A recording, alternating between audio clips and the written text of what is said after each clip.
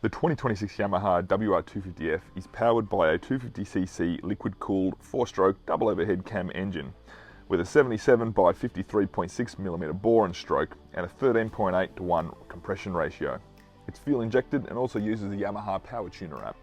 The bike uses a wet sump lubrication system and starts via electric start. Power is transferred through a close ratio transmission and a final drive chain. The fuel capacity is 7.4 litres.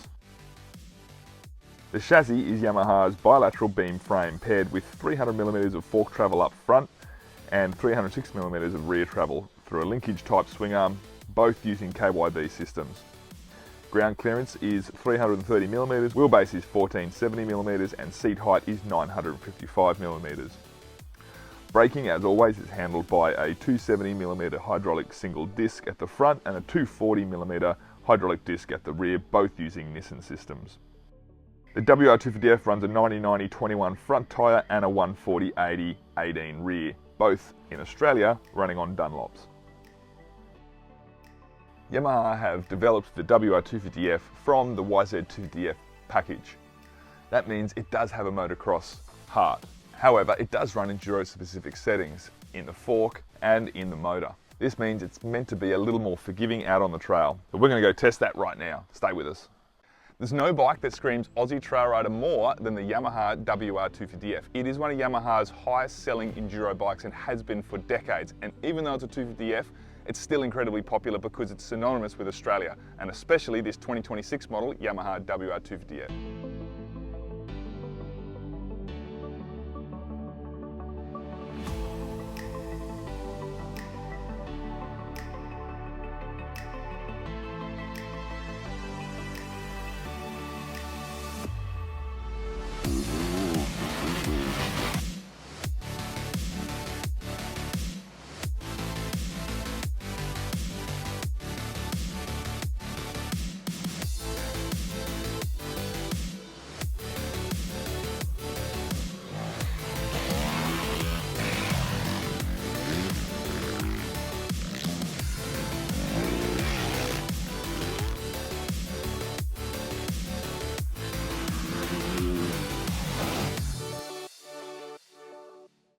Okay guys, we have now finished our testing on the Yamaha WR250F. This is the 2026 model.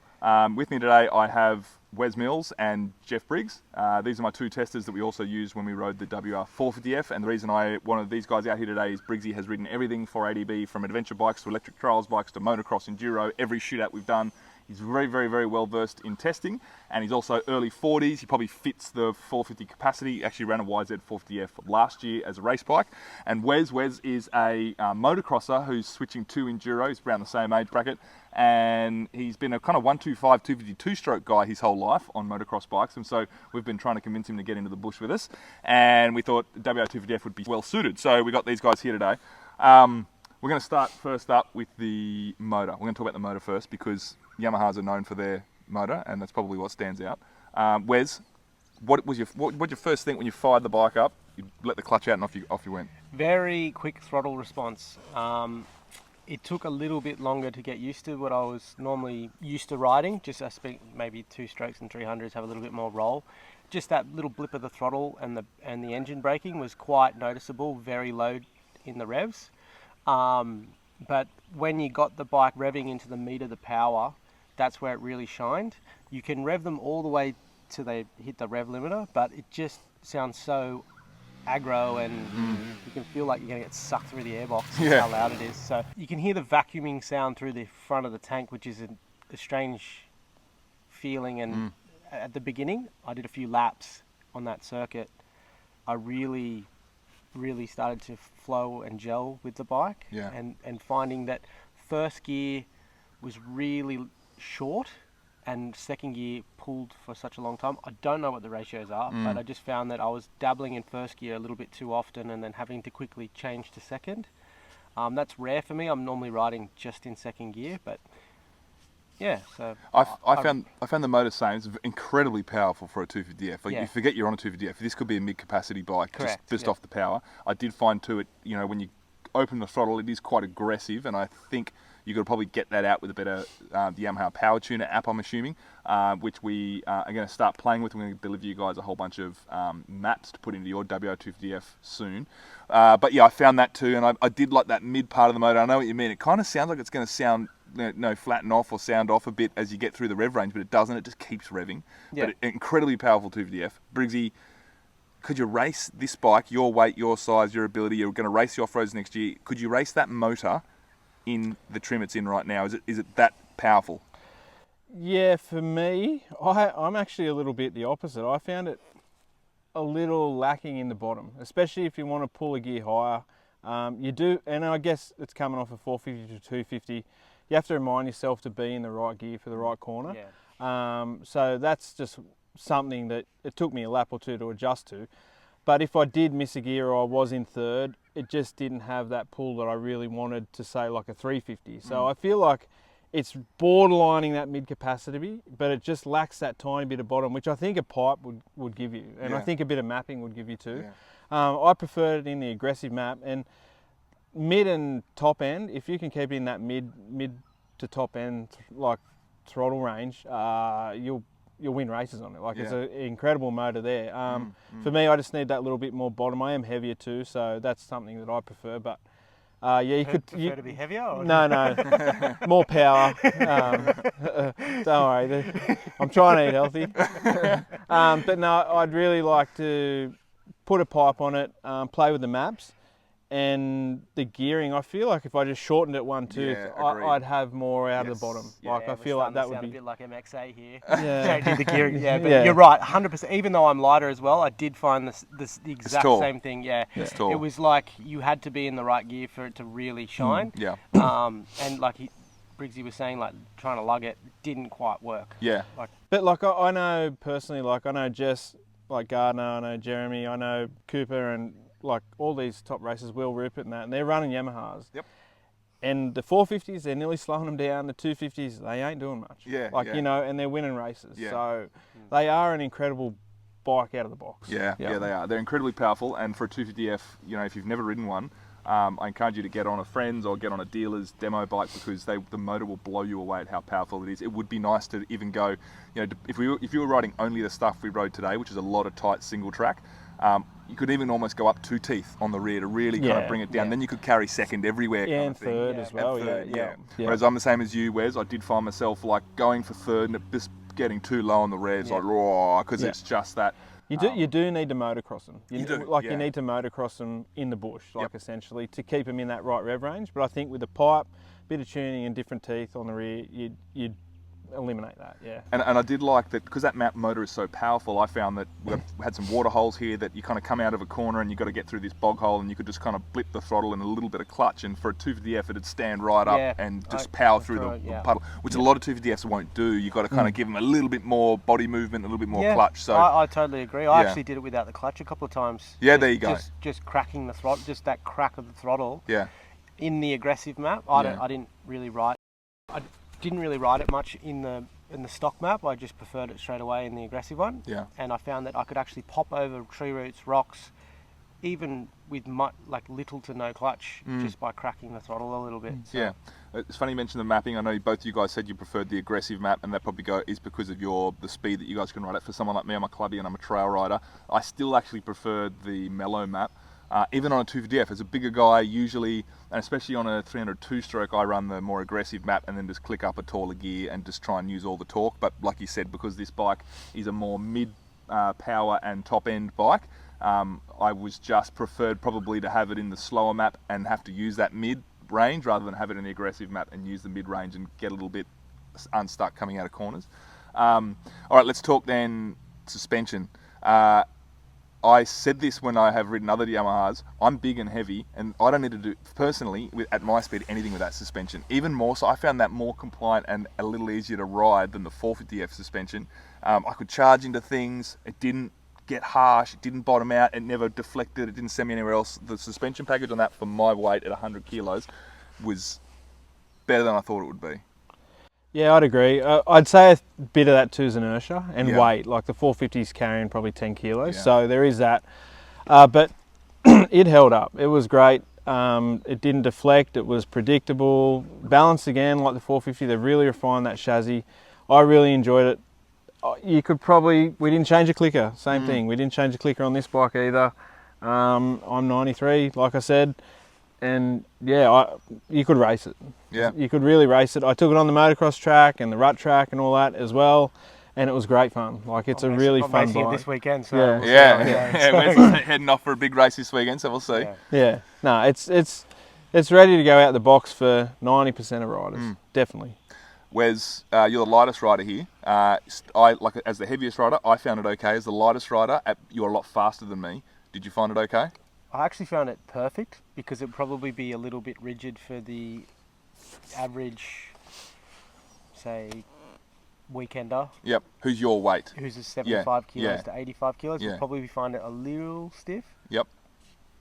But I really enjoyed it. Yeah. I did find that we were talking in the bush. I said, "Do you find that the front pushes a little bit in the sand?" He said, "You said I don't tend to blame the bike. I try to get better technique." It's not. It's 9 times out of 10. Then I just changed my technique, and it was good because, you know, as I was growing up with my old man racing motocross, and then he got into enduro, and then I got scarred from enduro because he took me on some rides that were just horrid, and as I'm getting older, I'm appreciating it a lot more, and the technique that you have to do, a lot more standing up, and things like that. Like, you know, when you rail a corner, you tend not to have your foot out as much as you can, obviously, so you don't get taken off by a tree root and things like that. So just by just adapting to the more enduro way of riding a bike, because it is an enduro bike, it made a massive difference. I was just expecting to come in like a 125, just tipped right in and just full noise, and it just wasn't going that well. So just riding the bike how it should be designed to be ridden has a massive gain to your experience. Your riding experience. So for me to come on, I'm not as an experienced enduro rider, but my skills started to carry over by, you know, obviously little wheelies over logs and things like that, and just really getting that rider experience that everyone buys these bikes for, and I'm starting to really enjoy it. Like today didn't feel like work at all. It felt like I really enjoy riding this bike in this type of environment. Let's talk about the comfort stuff, and we'll finish up with the ergo stuff. Seat. I mean, a lot of guys who buy this bike are going to trail ride and they're going to sit down all day. Seat grips, levers, handguards, handlebar bend, the rider triangle, so seat, peg, handlebar. How did all that feel, Wes, for you? I'll give it a 9 out of 10. Yeah. The only thing that I do like, I remember back in the day, GYTR, they used to come out with a triple clamp at the front, and you could actually put the bars right in the middle of where these... I think you can get them in the middle. You can go forward but not middle. You go forward or middle, back, but I think you can flip those mounts around to get them a little bit further forward. I would have loved to try that today, but I'll do that. I'll actually set that up for this weekend when I do race this bike. Yep. So that's what gives it a perfect score. Just to get the bars in the exact, like, because I'm short. Yeah. If I can get it right in the exact, it could be just mental. Yeah. To be honest. No, it's important to have that comfort, like. Yeah. Briggsy. Yeah, I liked it. I did get a sore ass today a little bit. But we done. I found it so soft. I'm like, compared to some of the other 250s out there, we it's done like a lounge chair. 3 hours of riding. You did a lot more than me. No, I didn't find it too bad, but that was the only thing. I like the bars. I do like a flatter bar normally, traditionally. I think it's a motocrosser in me. I just like knowing that if I'm sitting down, I'm more on top of the bike, which it's not bad. Like, you don't notice it. For me, it's fine. Like, the rider triangle's great. I found the back brake a bit lower on this one, which I struggle with. And it is looking at it. I set mine up more like that, so it felt like the other one was high. So So Wes has adjusted this one to not suit us. The clutch was terrible, the brake was terrible, but no, it was good. Yeah, I really enjoyed it. Yeah. And last thing too, we talked about the clutch. So light for a cable clutch, like it's fine. People out there who go, it should be a hydraulic. I'm not buying a bike with a hydraulic clutch. That thing is light. It's also adjustable, so Wes could hop on it. He could adjust it right out to where he wants it. We could hop on it and adjust it back in. So, you know, as you get throughout the day and it heats up, you can adjust it throughout the day. If you get fatigued, you can adjust it. You found it light. Yeah, it was great. Yeah. And I think the hydraulic clutch isn't that dear to buy. It's not. Boydie put one on his YZ and he said it was like $480 or $500. So it's pretty comparable, Yep. really. I found it fine. Like, you don't notice it. It's not anything that would deter me from buying a bike, that's for sure. Yeah, I Yep. agree. Yeah. All right, that's a wrap on the Yamaha. Before we go, who's the person who's buying this bike, Wes? I think everyone that's in the enduro market. Yeah. I think it appeals to every. Like the 450 doesn't appeal to everyone, Yeah. and this one does. Yeah. With a few like modifications here and there to suit everyone. That's my personal opinion. I really enjoyed it, and I think that I have seen now lately there's this trend, like a lot of girls are getting into enduro. Yeah, that's what I was going to ask. And obviously because they're a lot lighter and stuff like that, I just think the 450 is just not even in the realm of them to ride it. But I think that if anyone that's, like Briggsy said, keen to race, keen to ride in the bush, like it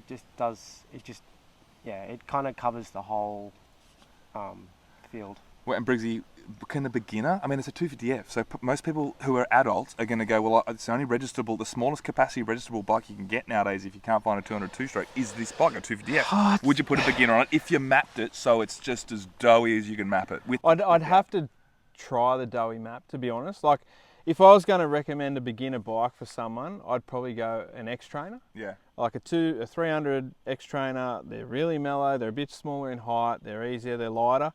For me, this is your average, so not beginner, but average all the way through to pro. Yeah, okay. For me, I just feel like a 250 can still get a beginner into trouble. Yes, like agreed. it really can. Yeah. But I do feel like you can get it to race mode really quick with a pipe and some other little things, and which I'm sure we'll get to do. But out of the box, it's more than capable of doing 99% of people's stuff. Yeah. I reckon Jess could go on one of them straight out of the box. She probably does, apart from suspension, and win the women's. Yeah, win a full day. Yeah, Yep. I think they're a competitive bike, and yeah, they are a They have come great such little a machine. long way since the old days of WRs, when you used to look at WRs, they'd be like, well, they're number 2 to the Euro bikes in enduro, and just by spending a bit of time on them, there's no gap. There's no gap. Yeah. So it's just personal preference now, Yeah. rather than it being performance based. And proof is in the pudding with that bike having won so many Aussie titles in the women's and in the E1 class, that it is capable as a race bike, but then you just got to wander into the bush on a Saturday and you'll just see dozens of them out there trail riding. And Yamaha, you're shooting yourselves in the foot. 350 and 300 two-stroke. You will sell out. You will sell out. There you go. You've heard it. You've heard it from I Yamaha agree, Japan. I agree, Yamaha I agree. Japan, listen in. I said at the start of this. And send it to the US market. Everyone messaging me about it in the US, because they're not in the US, They're are not. they? No. And a 350 motocross. Well, that's the thing. The WR was actually, I said this earlier in the piece, that Ben Grabham and Jeff Ballard, way back in 2001-2, actually went to Japan, and they were the ones who set this bike up.